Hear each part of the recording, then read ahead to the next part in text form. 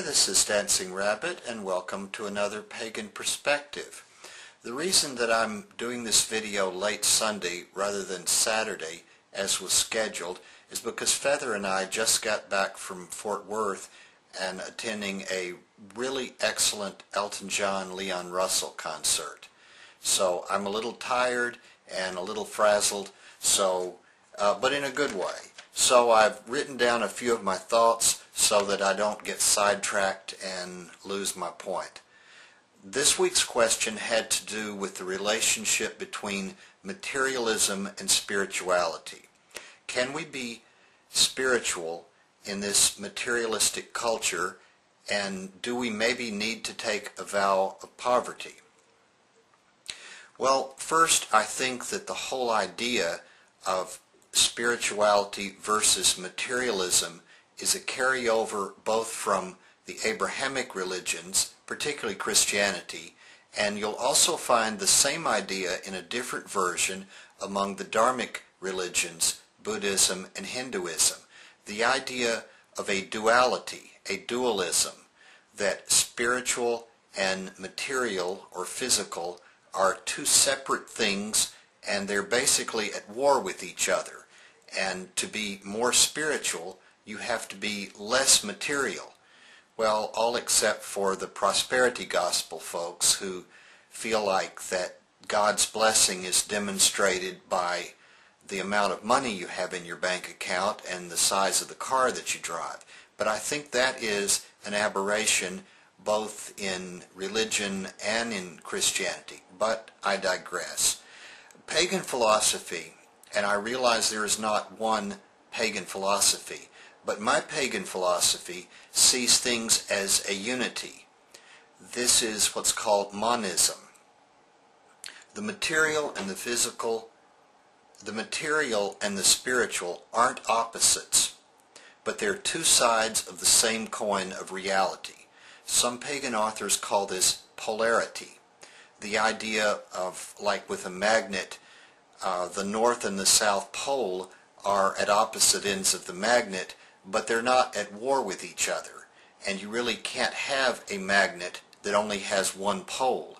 If you break the magnet in half, you end up with two magnets, both of which have a north and a south pole. It's a little bit like a coin.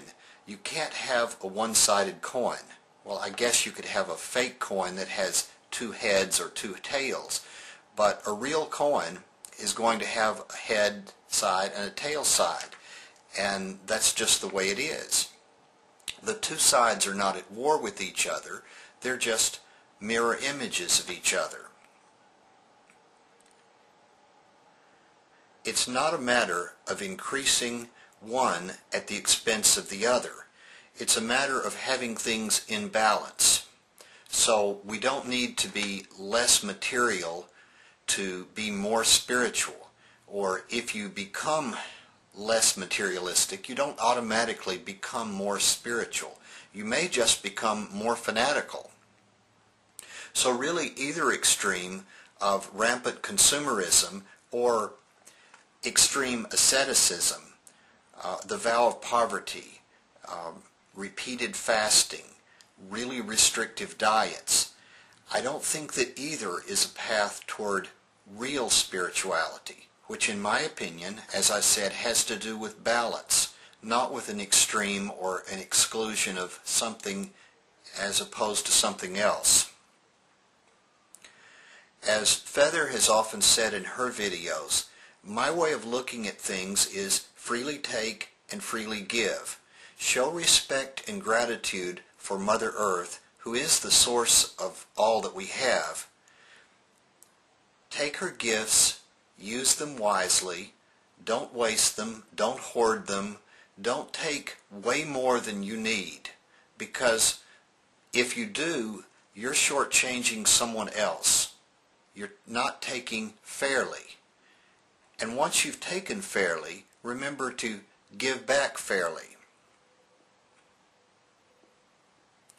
If you feel that you have become too enamored with consumerism, with a love for newer and shinier things, well, cut back just a little. Don't get ridiculous about it. Don't become a fanatic about it, but cut back a little. Try reusing, repurposing, recycling, maybe doing without the latest new shiny toy. See what happens. See how it works. See if it brings you back into balance. The idea is not to take a vow of poverty or take some extreme position, but simply to walk more gently upon the earth. This is Dancing Rabbit. Till next time, I wish you peace.